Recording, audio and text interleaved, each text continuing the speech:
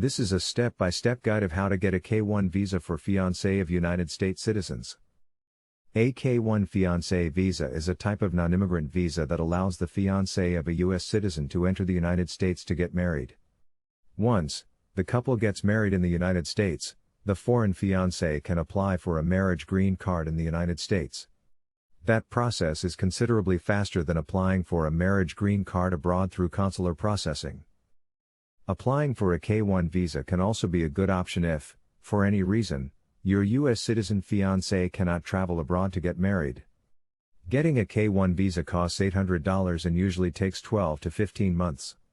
Adjusting status to a marriage green card from a K-1 visa costs $1,225 and takes an additional 4 to 6 months. This guide explains everything that you and your fiancé need to know about the process. Who is eligible for a K-1 fiancé visa? To receive a K-1 fiancé visa, all of the following must be true. Either you or your fiancé must be a U.S. citizen. You and your fiancé plan to marry each other within 90 days after you arrive in the United States on your K-1 visa. You and your fiancé can legally marry in the United States, and any of your past marriages were legally terminated by divorce, death, or annulment. Same-sex partners are eligible for K-1 visas. You and your fiancé have met in person at least once in the 2-year period before you file your application. If meeting in person would violate either your religious or cultural practices or if it would cause extreme hardship, you can request a waiver of this in-person meeting requirement. You can prove that your relationship is legitimate. You can demonstrate this with evidence from the beginning of your relationship to your engagement.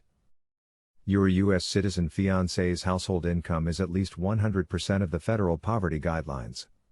If their income is below this amount, they must submit a supplemental form, I-864, or I-864A, with their application. Step 1. File the I-129F form. This is the first step in the application process for the U.S. citizen fiancé to prepare and file the Form I-129F K-1 visa petition, called the Petition for Alien Fiancé, with United States Citizenship and Immigration Services, USCIS.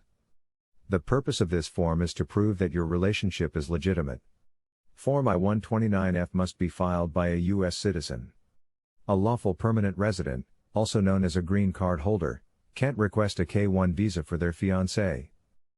What documents does United States Citizenship and Immigration Services, USCIS, need for K-1 fiancé visa processing? When you file your Form I-129F petition with USCIS, you will need to include the following supporting documents with your forms. Proof that your fiancé is actually a U.S. citizen. This would include a copy of their U.S. passport, certificate of naturalization, or birth certificate. A copy of your foreign passport. Proof that your relationship is bona fide, legitimate. Generally speaking, the more of the following evidence you provide, the better. Pictures of you and your fiancé together. Flight records and/or hotel reservations of trips you took together or to visit each other. Letters, emails, or texts that you sent to each other over the years. Written statements from family, friends, or colleagues who know that you are engaged. Proof that both of your prior marriages have ended if either of you were formerly married.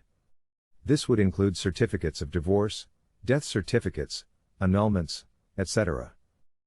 Proof that the two of you have met in person at least once within the past 2 years. This proof includes flight itineraries, hotel receipts, photos, letters/texts/emails, etc. Sworn statements, written by and signed by each partner, that describe your relationship and that you intend to get married within 90 days of your arrival in the United States. It's best to provide the original signed statements and keep copies for your records. A copy of any Form I-94 arrival departure record that you received when visiting the United States. One passport-style photo of each partner. Filing fee. The filing fee for Form I-129F is $535. You can pay this fee by check, money order, or credit card. USCIS does not accept cash.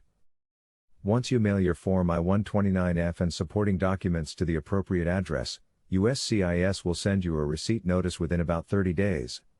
This means USCIS will begin processing your case within 30 days. It usually takes United States Citizenship and Immigration Services, USCIS, 6 to 9 months to process an I-129F petition. Every USCIS service center has different processing times, so the amount of time it will take to process your petition depends on which service center you send your forms to. While you wait, be on the lookout for any requests for evidence, RFE, from USCIS. They will send these to you if they need more information. Once USCIS approves your Form I-129F, they will send an approval notice to the mailing address you provided on your form. Step 2. File Form DS-160. Once USCIS approves your Form I-129F petition, USCIS will transfer your case to the U.S. Department of State's National Visa Center, NVC. You will receive a notice from the NVC through the U.S. Embassy in your home country about 30 days after USCIS approves your Form I-129F. This notice will provide the date and location of your required visa interview. It will also include a list of additional supporting documents and instructions on how to provide these documents to your local U.S. Embassy. Make sure that the contact information you provide on your Form I-129F is correct, or you may not receive this notice.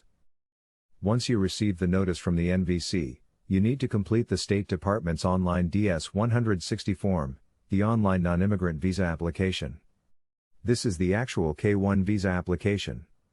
After you complete this form, you need to print the confirmation page. This is very important because you will need to send the confirmation page to the embassy and bring it to your visa interview. Supporting documents. The U.S. Embassy processing your case will request documents from both you and your American fiancé. Every embassy has a specific process for providing these documents, so be sure to follow the instructions that they provide in their notice. Documents from the U.S. citizen fiancé. An affidavit of support, Form I-134. The affidavit of support is a binding legal document in which the U.S. citizen promises to use their resources to help keep their foreign fiancé from relying on government benefits in the future. Recent tax returns. You are only required to provide the most recent return, but it is a good idea to provide returns for the past 3 years. Proof of your relationship with your foreign fiancé. For this, you provide a copy of the approved I-129F package originally filed with USCIS. Documents from the foreign fiancé. 2 passport-style photos. Your birth certificate. A copy of your valid, unexpired passport. Police clearances from all countries where you have lived for more than 6 months since you were 16 years old. A sealed medical exam form. You get this form at an immigration medical exam from an approved doctor. Step 3. Attend your visa interview and pay the visa fee. Your visa interview will take place at the U.S. Embassy or consulate listed on the notice you received from the National Visa Center. This will probably be the embassy or consulate in the foreign fiancé's home country and will take place 4 to 6 weeks after you receive the notice. Only the foreign fiancé needs to attend the visa interview. The interview is usually pretty straightforward and painless. There is a $265 fee for a K-1 fiancé visa. You will usually pay this fee at the visa interview. But every embassy or consulate has its own requirements. Be sure to follow the instructions in the notice you receive from the embassy or consulate that is handling your case. The consular officer who conducts your visa interview will usually make a decision on the same day as the interview. If they need additional information or evidence, they will ask you to submit it to the U.S. consulate or embassy after the interview. Step 4. Come to the United States and get married. Once your K-1 visa application has been approved, you will receive a sealed visa packet. Do not open this packet. The U.S. Customs and Border Protection agent who inspects you at the border will ask you for it. And they may not allow you to enter the United States if the packet is already open. You must enter the United States within 4 months of the date that your K-1 visa is approved. Then, within 90 days of entering the United States, you must get married to your U.S. citizen fiancé. If you don't, you will lose your K-1 status. If you decide not to get married, you must return to your home country as soon as possible. You can't change status from a K-1 visa to any status other than a marriage green card. You also can't use your K-1 visa to marry anyone other than the U.S. citizen with whom you filed Form I-129F. After you get married, the foreign spouse can apply for a marriage green card by filing Form I-485. Application to register permanent residence or adjust status, and the required supporting forms and documents.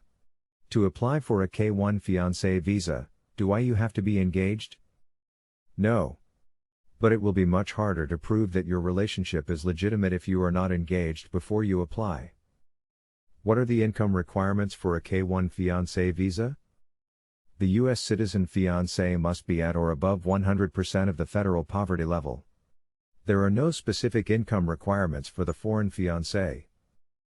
Can I work with a K-1 fiancé visa? Yes. Once you have entered the United States on a K-1 visa, you can immediately apply for work authorization by filing Form I-765, Application for Employment Authorization, EAD. It will take USCIS 1 to 2 months to process this application, and the work permit will only be valid for the first 90 days after you enter the United States. The best way to get a longer-term work permit is to apply for a marriage green card. To do that, you can file Form I-485 together with Form I-765. Can I bring my children to the United States with me on a K-1 visa? Yes. You can bring your children to the United States with you as long as those children are under the age of 21 and unmarried. If you include these children on Form I-129F, and they are eligible, they will receive K-2 visas when you receive your K-1 visa. Your children must continue to be unmarried and under the age of 21 in order to be admitted to the United States with you as K-2 non-immigrants. Your children may enter the United States with you, or after you, but they cannot enter before you. They can apply for green cards with you once you use your K-1 visa to marry your U.S. citizen fiancé. What should I do if USCIS denies my K-1 visa application? If USCIS denies your K-1 visa application, you may be able to file an appeal. It is a good idea to work with an experienced immigration attorney to file this appeal. Thanks for watching Telecomrecord Entertainment, and if you find this information informative and helpful, please don't forget to like, comment, share and subscribe. Then view link in description below.